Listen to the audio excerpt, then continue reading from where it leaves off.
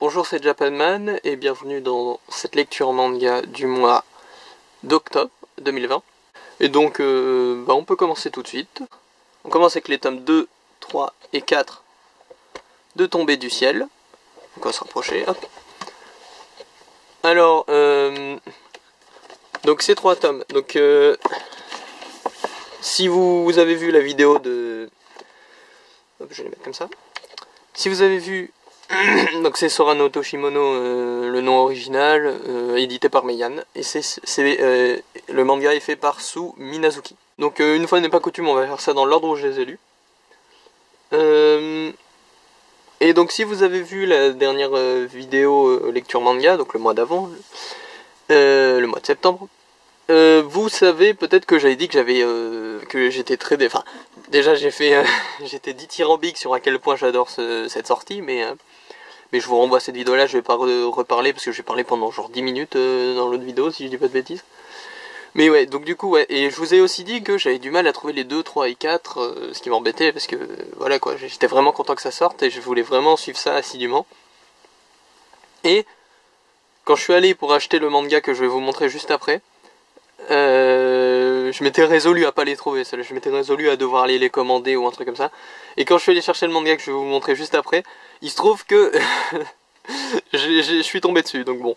Et si vous étiez vigilant dans la vidéo d'avant, vous êtes peut-être dit, et que vous avez écouté ce que je viens de dire, comme quoi cette fois on va le faire dans l'ordre où je les ai lus, vous êtes peut-être dit, mais il est passé où le tome 6 de Fairy Tail, la grande aventure de Happy? Et ben, en fait, du coup, j'étais tellement content d'être tombé dessus, j'avais tellement envie de les lire que j'ai décidé de lire Happy après. Ce qui est très rare. Généralement, quand je commence un truc, que j'ai d'autres tomes après, je lis tous les tomes que j'ai et après je passe à autre chose. Mais là, c'était trop une bonne surprise, c'était trop... voilà. Hein, comme j'ai dit, je vais pas retergiverser sur pourquoi j'adore, mais vraiment génial. Plein d'humour, plein d'émotions. Truc que je m'attendais pas du tout à voir sortir en France, enfin pas à cette époque-là en tout cas. Vraiment... trop bien, trop bien. Donc voilà, on va faire un peu plus court que la dernière fois sur ce coup-là. Mais vraiment Tomber du ciel. Si vous connaissez pas, vraiment c'est mettez-vous-y quoi. C'est j'ai vraiment, parce qu'en plus, imagine si ça marche bien, parce que je sais pas du tout si ça marche bien à vrai dire. Mais si ça marche bien pour Meian, ça, c'est pas dit qu'il refasse pas des trucs dans le genre. Vous voyez, d'aller déterrer des vieux trucs qui sont plus d'actualité mais qui étaient cool et qui sont jamais sortis en France. Et ça j'adorerais. Pour l'instant, pour moi, c'est clairement la sortie de la décennie. Hein. Je parle de la décennie qui vient de passer. Genre de 2010 à 2020. Ouais. Bon, voilà. Ensuite, c'est parti pour le tome donc 1 et 2 de Cautious Hero. Le sous-titre qui est entre guillemets le vrai titre japonais traduit, c'est The Hero is overpowered but overly cautious. Donc le héros est surpuissant mais excessivement prudent. L'œuvre originale c'est par Light Tsushii, donc c'est encore un light novel. Hein. Le dessin c'est par Koyuki, le character design par Saori Toyoda. Et donc ça aussi, quand j'ai vu que ça allait sortir, j'étais très content. Bon, quand j'ai vu ça, c'était dans une période où ils arrêtaient pas d'annoncer des trucs que j'aimais bien. Vous voyez, c'est un peu la période où ils ont annoncé Konosuba, Hiromakun, même Tomber du ciel, vous voyez. Il y avait une période un peu comme ça où ils ont annoncé tous les trucs que j'aimais bien. Et dedans il y avait ça. Et j'étais très content que ça sorte du coup, parce que j'avais beaucoup aimé l'animé. Et voilà. Alors, je vais dire un truc là. C'est chez Doki Doki, j'avais pas précisé. Et je vais dire un truc là. Vous allez peut-être trouver que je m'acharne, mais en fait c'est vraiment genre un hasard du calendrier de mes lectures. Hein. Je fais pas exprès de 2 fois d'affilée de entre guillemets un peu titiller Konosuba, mais c'est vraiment le hasard, c'est pas, je m'acharne pas. Hein. C'est vraiment que, vous voyez, Konosuba c'est un peu le pastiche de Isekai mis en avant et tout.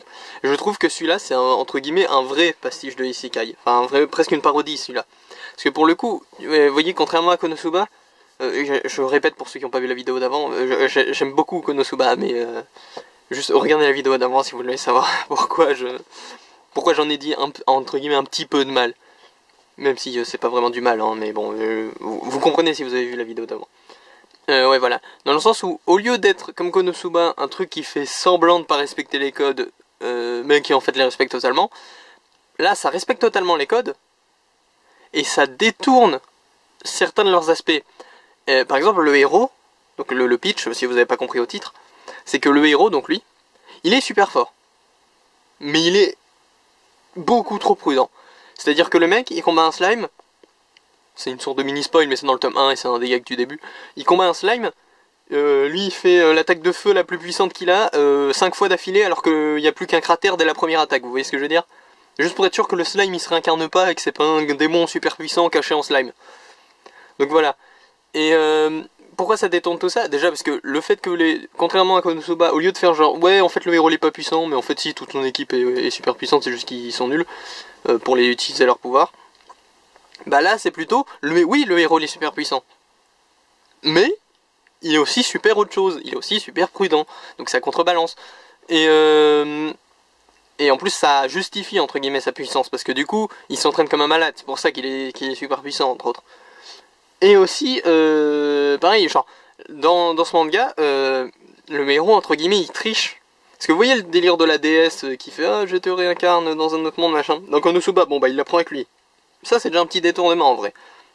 Ouais, je dis pas que Konosuba c'est pas un truc comique en vrai, hein, mais... Enfin, j'espère que vous comprenez ce que je veux dire. Mais ouais, bon, ça d'accord. Mais là, le détournement, il est encore plus poussé. Parce que le héros, il triche en fait. Il va, genre, à chaque fois qu'il y a un gros problème, il va dans le monde des dieux et il va s'entraîner avec des dieux. C'est trop cool. Ça détourne vraiment les codes, mais de manière un peu moins cynique, on va dire, vite fait. Mais Konosuba, c'est encore une fois, hein, j'ai peur que mes mots paraissent plus extrêmes que ma pensée sur Konosuba. Mais donc j'aime bien Konosuba, mais ce que je voulais dire, c'est que pour moi, ça, c'est en termes de parodie, pastiche de Isekai, c'est plus poussé et plus subtil. Donc voilà. Et j'aime beaucoup de manière générale, hein, c'est vraiment cool. Il y a des moments émotion, je vous le dis pas, pour ceux qui ont vu l'anime, vous savez. Pour ceux qui lisent le manga, bah vous le saurez bientôt. Enfin bientôt, à la fin du manga, si le manga va pas plus loin que l'anime.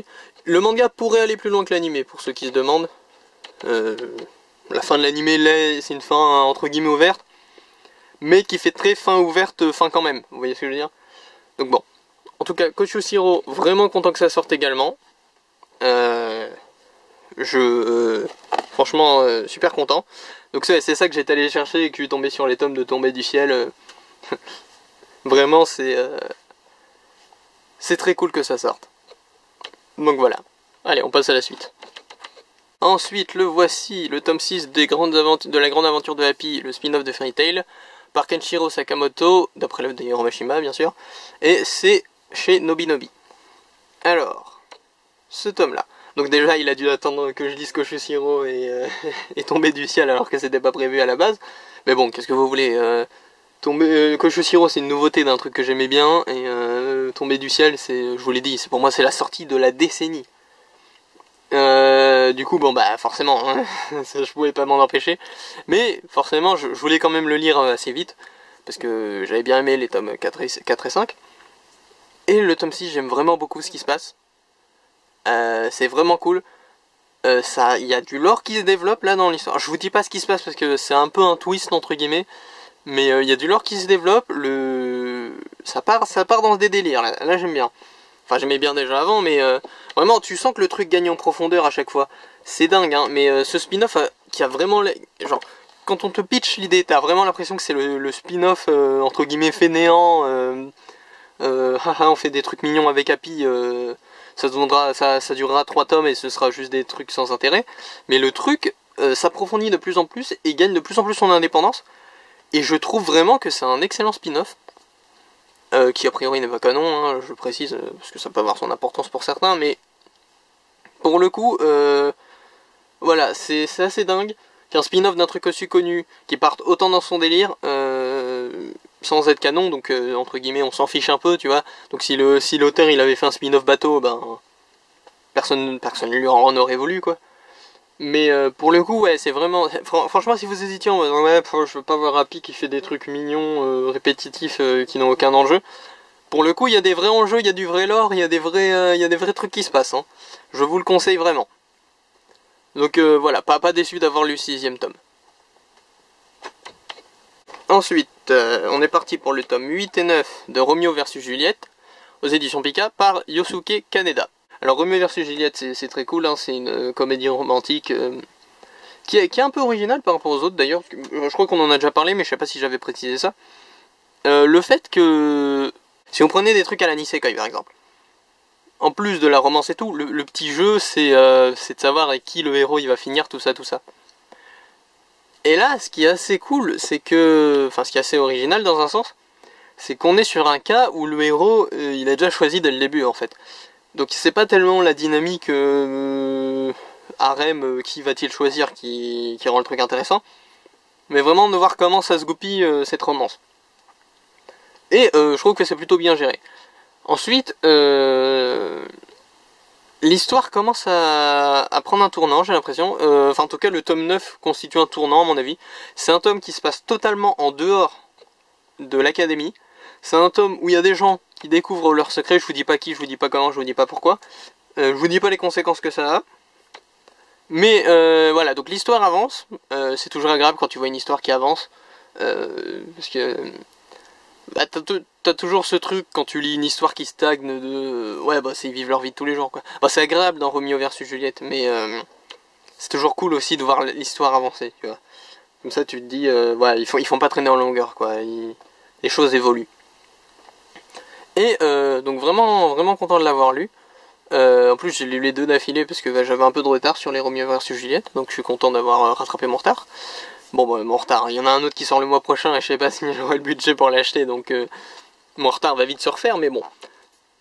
Donc ouais, Roméo versus Juliette, très cool. Il y a aussi des nouveaux, c'est vrai, il y a aussi des 2-3 nouveaux persos qui apparaissent en tout. Hein. Ouais, il y en avait au moins 3. Bah, je m'en souviens de moins de 3. Donc riche en nouveaux personnages aussi, ces deux tomes. Franchement, si vous connaissez pas Roméo versus Juliette, vous avez peut-être peur que ce soit une adaptation un peu libre de Roméo et Juliette. Mais non, en fait, hein, c'est juste les noms des persos principaux. Donc Roméo et Juliette, qui ressemblent beaucoup à Roméo et Juliette avec 2 TE. Voilà, c'est juste les noms des persos principaux qui font un peu Roméo versus Juliette. Et vite fait le contexte, mais c'est pas genre une adaptation en manga. C'est vraiment son propre truc qui reprend vite fait la thématique de Roméo et Juliette. Donc n'ayez pas peur si c'est ça qui vous embête, que vous avez peur que ça parte un peu trop en Roméo et Juliette. C'est pas ça le délire. Enfin, quoique, j'espère qu'ils vont pas mourir à la fin comme dans Roméo et Juliette, ce serait très triste. Mais bon, du coup j'aime beaucoup, je vous le conseille, Roméo versus Juliette. Et voilà, donc le dernier manga de la vidéo. Bon, ça fait plus court que d'habitude, hein. On n'oublie pas la vidéo de 2h15 que j'avais fait il y a 2 mois. Donc, ça, cette fois, c'est par Yoko Akiyama, d'après l'œuvre originale de Kohei Horikoshi.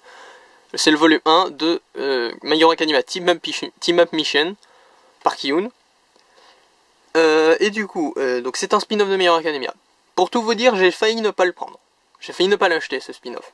Parce que ça m'emballait moyen. Mais le côté collection, plus le fait que... Vous voyez, je m'étais dit, ah, je sais pas si je le prends, on verra si quand je vais au magasin, il y est, et puis que j'ai assez d'argent. Et il se trouvait qu'un jour, je suis allé acheter des mangas, j'avais pile assez d'argent pour un tome en plus, j'ai vu qu'il y était, bon, allez, je tente. Puis après tout, de toute manière, vous voyez, même si j'aimais pas, ou que j'avais plus le budget pour continuer, ou je sais pas, je serais toujours content d'avoir au moins le tome 1, vous voyez, histoire de dire, j'ai cette série dans ma collection, un jour je la finirai, mais peut-être pas maintenant. Mais pour le coup, là, si je peux, je vais essayer de la continuer. Alors, qu'est-ce que c'est comme spin-off du coup? Alors, le concept de ce spin-off, c'est un concept qui a l'air assez vague. Et pourtant, vous avez vu, regardez la taille, regardez la taille de ce truc derrière là, qui est censé résumer l'histoire. Alors qu'il se passe pas grand-chose en vrai dans le tome, hein. Mais bon, je vous laisse le lire si vous voulez. Mais c'est du blabla en gros, hein. C'est vite fait le concept et puis du blabla. Mais ouais, tout ça pour dire que donc ce spin-off, il y a un concept assez vague, assez général, assez global, et on se demande vraiment où ça va. Et en vrai, je trouve que c'est assez dur de dire où ça va exactement là, parce que si vous voulez, il y a genre là, je sais pas si on a un sommaire au début. Hop là, s'il y a un sommaire. Non, il n'y a pas l'air. Hein. Ah si, voilà. Voilà, alors je sais pas si vous vous rendez compte, mais il y a genre la moitié du chapitre bonus. Et le premier c'est un prologue, qui est genre plus ou moins la présentation du truc. Donc si vous voulez au début du... C'est-à-dire qu'on a genre le prologue où ils disent des trucs pour présenter le concept. Le chapitre 1, ils redisent les mêmes trucs au début. C'est un peu marrant ça. Mais je préfère quand même qu'on inclue le prologue. Parce que bah, ça fait toujours ça en plus qui est publié en France, vous voyez ce que je veux dire. C'est-à-dire que s'ils avaient juste mis le chapitre 1, on aurait parfaitement compris. Mais je suis content qu'ils aient publié le prologue en France. Comme ça on l'a aussi, on peut le lire tranquille. Même si c'est vrai que quand tu le lis, du coup le manga, ça fait un peu répétition. Mais bon, tu comprends le délire. Et donc le concept, donc voilà, comme je vous ai dit, la moitié c'est des chapitres bonus, donc c'est peut-être même pas représentatif. Mais si je me base sur les chapitres pas bonus, le concept en gros c'est, comme le titre l'indique, des missions en équipe. Donc voilà, donc le délire c'est des missions en équipe entre personnages qu'on va pas trop faire équipe ensemble de préférence pour que ce soit un peu intéressant. Alors par contre, pour l'instant, de ce qu'on a vu, les équipes sont pas géniales. Hein. Enfin, ce que je veux dire par là c'est que genre on a... bon, c'est peut-être un peu en spoil, mais franchement, la composition des équipes, vous en fichez un peu, je suppose. Vous voulez juste voir comment ça se déroule. On a genre Ochako, Kachan et Izuku. Bon, c'est pratiquement le trio de base, quoi. Donc bon, c'est pas très original. On a juste après, on a Izuku et Kachan avec, j'ai oublié son nom déjà, Hawk quelque chose peut-être. C'est le mec avec des plumes, le super-héros avec des plumes. Pareil, c'est pas... Enfin voilà quoi, ok, tu vois le mec avec des plumes qui fait équipe avec les deux persos, mais bon. C'est pas des équipes de dingue, y a pas une synergie de malade non plus. Et tu vois la fille, la super-héroïne lapin là, faire équipe avec Momo et Ingenium là, j'ai oublié son nom, désolé. Donc voilà, c'est pas des équipes de dingue, quoi. C'est pas des synergies de malade, c'est pas des trucs que tu aurais jamais vu ailleurs. C'est limite des trucs que tu pourrais voir dans le vrai manga s'il y avait un événement qui justifiait les équipes, quoi. Donc en termes de spin-off, c'est pas génialissime, quoi. Il y a un chapitre un peu plus original, on va dire, où c'est la fille du film My Hero Academia, le Two Heroes, là, le premier film. La fille qui fait des équipements. Et la fille qui fait des équipements dans le manga dont j'ai oublié le nom, qui font une espèce de team-up pour créer un nouveau costume à Izuku. Ça c'est déjà un peu plus original, c'est déjà un peu plus marrant, mais ça reste gadget. Enfin je veux dire, au final il se passe rien. Au final elles déduisent que « Oh moi je devrais peut-être faire un peu plus comme toi. Ah bah moi aussi je devrais faire un petit peu plus comme toi. » Et voilà, fin de l'histoire quoi. Parce que voilà. Donc j'en reviens à un point, je ne sais pas si ce manga, ce spin-off est canon. Vous allez peut-être vous dire que ça n'a pas d'importance, mais c'est assez capital. D'ailleurs, déjà il est canon au film a priori. Ou alors ça se passe dans un autre univers où le film... Enfin dans tous les cas, dans l'univers de ce spin-off, le film est canon. Ça c'est sûr. Après est-ce que dans l'univers du film, le spin-off est canon, je ne sais pas. Mais voilà, dans l'univers de ce spin-off, le film est canon, vu qu'il y a un personnage des films, et qu'il y a même un des chapitres bonus, c'est carrément un truc pour le film. Mais, je ne sais pas si ce spin-off est canon au manga My Hero Academia de base. S'il était canon, en plus, ça impliquerait que le film l'est aussi. J'ai entendu dire que le film était canon, mais j'ai pas de source vraiment fiable. Enfin, j'ai entendu dire ça à la volée, donc je ne sais pas si c'est vrai. Et si le film est canon, je vois vraiment pas trop où il s'inclut. Donc perso je dirais plutôt que non, hein, que le film n'est pas canon. Mais après je suis pas un spécialiste de la canonicité de My Hero Academia. Vigilante c'est très clairement canon, en tout cas c'est prévu pour être canon. Ça m'étonnerait pas que ce soit décanonisé un jour pour que l'auteur ait plus de liberté. Parce que l'auteur, vraiment c'est un truc un peu inédit et un peu dangereux entre guillemets pour la liberté créative de l'auteur. C'est qu'on parle d'une série qui a des spin-offs assez tôt. Et des spin-offs, enfin, pour Vigilante, un spin-off canon, assez tôt dans sa vie. Ce qui veut dire que Vigilante se développe en parallèle de My Hero Academia.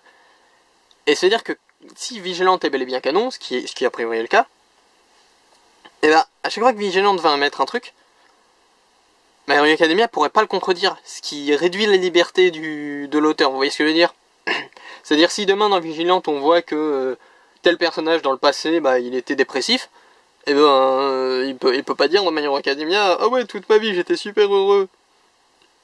Voilà, c'est ce que je veux dire. Bon là c'est un exemple bateau qui a pas trop d'importance, mais pareil, genre s'il a combattu tel méchant dans Vigilante, il peut pas dire dans My Hero Academia oh mais qui est ce méchant. Vous voyez? Et ça peut créer des problèmes pour l'auteur, il a moins de marge de manœuvre si vous voulez. Donc pareil, Team Up Mission, je sais pas s'il est canon. Techniquement s'il est canon, le fait qu'il soit canon ou non, ce serait plutôt inconséquent. Que comme j'ai dit, il se passe presque rien là-dedans. Mais il y a quand même le... Il y a quand même le potentiel d'incohérence. Enfin, dans le sens où, si par exemple, Izuku et Kachen, ils ont fait équipe avec le mec qui a des plumes. Bon, le mec qui a des plumes. Dans le manga My Hero Academia, si je ne dis pas de bêtises, ils ne l'ont jamais croisé. Enfin, en tout cas là où je suis. Et je suis au tome 24. Ouais, j'en ai un de retard pour l'instant. Si jamais dans le manga, My Hero Academia, ils le croisent et ils sortent « Oh mais c'est qui lui Enfin, genre « Oh bonjour, ravi de vous rencontrer ». Deux solutions. Soit Team Up Mission, il est incohérent parce que bah, on a vu qu'ils l'ont rencontré, qu'ils ont même fait équipe avec lui. Soit Team Up Mission se passe après. Mais imaginons que juste après, il se passe un événement qui change tout. Genre Izuku, il a d'un coup une grosse cicatrice sur la joue. Lando, il a pas de cicatrice sur la joue. Du coup, ça ferait une incohérence. Vous voyez ce que je veux dire? C'est important que ce soit canon pour la cohérence globale. C'est pas important pour les événements qui se passent dedans. Parce qu'on s'en fiche que Izuku, il est... que Fat Gum, il ait fait équipe avec... quelqu'un, hein, ou pas. Mais ça peut faire des petites incohérences. Donc moi, franchement, je partirais du principe que c'est pas canon, ce spin-off. Parce que le concept de base est pas compatible avec la canonicité, en fait. Le concept de base, c'est de faire des équipes, et à mon avis, là ça démarre moyen, mais à mon avis, le plus fun, ce serait quand ce sera des équipes un peu improbables. Vous voyez? Ou des équipes un peu originales. Et ce qui est pas trop possible dans la canonicité du truc. Donc moi je pense, parce que... Ouais non, je pense vraiment que c'est... Je pense vraiment que c'est pas canon, enfin ou en tout cas faudrait le considérer comme pas canon. En plus de ça, comme j'ai dit, si ça c'est canon, le film ça l'est aussi, et le film j'ai vraiment des doutes quant à où ça s'insérerait de manière de manière disons un peu cohérente, puisque il se passe quand même des trucs dans le film, hein. À la fin le gros truc qui est combat Izuku, je sais pas, ça passe aux infos, Izuku il le raconte, enfin je sais pas, ils en parlent au moins un peu après, normalement si c'est canon. Là, ça a pas l'air du tout. Donc voilà, je voulais parler un peu de la canonicité de ce truc. Donc moi je dirais, considérer que c'est pas canon jusqu'à preuve du contraire. Genre si dans My Hero Academia, le manga il fait tu te souviens le jour où on a fait un team-up avec machin. Bon là d'accord. Mais sinon partie du principe que c'est pas canon. Le film pareil, je pense que c'est pas canon, hein, même si... voilà. Et... Par contre, Vigilante, ça a l'air canon. Il y a le passé de certains persos et tout, il y a des tas de liens. Ce serait un peu bizarre que ce soit pas canon. Donc voilà. Donc My Hero Academia Dimension 1. Vous voyez, ça c'est un peu plus. Je sais pas si vous vous souvenez, à chaque fois qu'il y a un spin-off, je suis en mode... ah, je m'attendais à ce que ce soit un peu pas trop ambitieux, machin, mais au final, ça a son délire. C'est plutôt intéressant. Là, vous voyez, ça se rapproche un peu plus des spin-offs auxquels je m'attendais quand je disais ça. C'est-à-dire que, voilà, c'est pas nul, mais c'est un spin-off moins ambitieux, qui est vraiment plus là pour être vendu à côté de My Hero Academia. Là où Vigilante, par exemple, t'as vraiment l'impression qu'il cherche à raconter une histoire. Là, c'est juste, on joue avec nos jouets My Hero Academia, quoi. Voilà, c'est ça, en gros, on joue avec nos jouets My Hero Academia, on les fait faire équipe. Ah, je suis Izuku, je vais faire équipe avec Ochako, ouais. Voilà, c'est ça le délire, quoi. Donc, si vous voulez un spin-off, si vous hésitez entre les deux spin-offs, n'hésitez pas, quoi. Prenez Vigilante, enfin, selon moi. Après, ça dépend, si vous voulez peut-être juste jouer avec vos persos de My Hero Academia, vous. Hein. Peut-être que c'est juste ce que vous voulez, et ce serait pas un mal. C'est bien aussi de voir un peu ces persos qu'on aime bien interagir ensemble et tout. Ça peut être cool. Mais voilà, ça a pas du tout l'ambition d'un La Grande Aventure de Happy par exemple. Ça a de l'ambition à mort. Ça, pour l'instant, c'est à moitié un recueil de bonus, donc bon. Ça part plutôt comme on vend ça à côté pour avoir des petites histoires bonus où tu fais interagir les personnages que t'aimes bien. Donc ça c'est vraiment, vous voyez, Vigilante limite tu peux, bon même s'il y a des persos tu comprendras pas ce qu'ils font là, mais Vigilante tu peux limite le lire sans lire My Hero Academia et apprécier. Team Up Mission, si t'aimes pas My Hero Academia, je pense que t'y trouves rien. Mais voilà, c'est pas pour le rabaisser non plus, hein, c'était des petites histoires sympathiques, mais pour les fans de My Hero Academia. Il n'y a pas vraiment de plus-value très importante. Alors, on va rester en compagnie de Izuku pour décider du coup de cœur du mois. Mais je suis un peu en difficulté là, je vous avoue. Parce que d'un côté, j'ai Tombé du ciel, qui est ma sortie du siècle, j'ai dit. Mais que j'ai déjà nommé coup de cœur du mois pour le tome 1. Ce serait peut-être un peu bizarre de le faire pour tous les tomes, quoi. Mais en même temps, j'ai lu 3 tomes d'affilée. Donc là, c'est un peu l'avantage numérique, dans le sens où j'ai pu bien m'imprégner de l'univers, quoi. Mais il y a aussi Kosho Zero, qui est une nouveauté dont j'avais beaucoup apprécié l'anime, que j'ai beaucoup apprécié en manga. Donc il mériterait, tu vois, pour fêter la nouveauté, quoi, d'être le coup de cœur du mois. Mais il y a aussi Romeo vs Juliette, où j'ai lu 2 tomes. Et si j'ai lu 2 tomes, c'est que j'avais 2 tomes de retard, et que donc j'avais pas lu depuis au moins 2 mois, je sais pas à quel rythme ça sort exactement, peut-être même 4 mois. Ça sort peut-être une fois tous les 2 mois. Et il y a aussi la grande aventure d'Happy qui prend vraiment un tournant et qui est vraiment ambitieux. En vrai, désolé Izuku, mais le seul que je vais pas prendre, je pense, c'est Team Up Mission, ça c'est sûr. C'est le moins abouti du lot, je trouve. Mais pour le coup, j'ai vraiment de la concurrence là, et je suis pas sûr de quoi choisir encore là maintenant. Je pense que pour la forme, quoi, pour la nouveauté, allez, ici notre présentatrice Izuku, hop, va nous montrer. Voilà. Je pense que je vais prendre Kosho Zero. Parce que bah voilà, c'est de la nouveauté, c'est le truc que j'aimais bien, c'est le truc que je suis content que ce soit sorti. Donc ça mérite d'être souligné, quoi. Donc voilà, mon coup de cœur du mois c'est Kosho Zero, pour toutes les raisons que j'ai exprimées avant. Et encore une fois, je m'acharne pas sur Konosuba, hein. C'est le hasard qui fait que j'en ai parlé entre guillemets en mal 2 fois d'affilée, mais j'aime beaucoup aussi. Donc voilà, c'était mes lectures du mois d'octobre 2020. Donc c'était des bonnes lectures là ce mois-ci. Tous les mois il y a des trucs bien, enfin je le sélectionne un peu ce que je lis, quoi. Donc il y a toujours des trucs que j'aime plus ou moins. Mais là je trouve que c'était vraiment du bon. Les trucs que j'ai commencé ou que j'ai continué, c'est des trucs que je connaissais déjà un peu, donc que j'aimais bien. Voilà. Franchement, il y avait rien de ultra décevant. Comme je vous ai dit, My Hero Academia Team Up Mission, j'ai failli pas le prendre, donc même si c'était entre guillemets le plus décevant du lot, c'était pas choquant.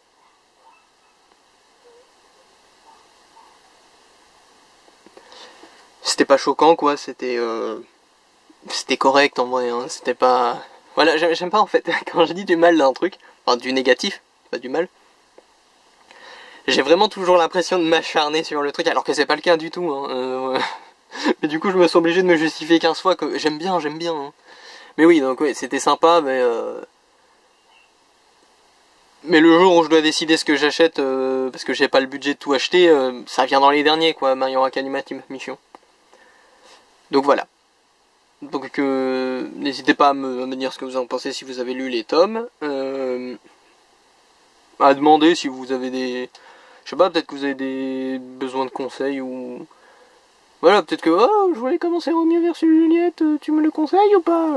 La réponse est oui, de toute façon je vous conseille à peu près tout ce que je vous montre de manière générale. Mais bon, donc n'hésitez pas, quoi. Ah, vous le voyez pas, ouais, il dort. Donc tout ça pour dire que n'hésitez pas à m'en parler si vous voulez, hein, du moment que vous spoilez pas les trucs que j'ai pas encore lus. Et que si vous en parlez, comme je dis tout le temps, pour les autres, faites un espace spoil, vous voyez, histoire que les gens qui lisent les commentaires se fassent pas spoiler bêtement. Donc voilà, très cool. Je suis content des lectures de ce mois-ci. Pas vivement le mois prochain, parce que j'ai encore plein de trucs à lire. Vous avez pas idée d'à quel point il y a des trucs que j'ai dans ma pile de lecture depuis avant que je commence à faire ces vidéos et que j'ai toujours pas lu. Il y a des trucs, vous allez voir, c'est flagrant. Mais bon, ça c'est pour une prochaine fois. Du coup, c'était Japanman. Je vous dis à plus.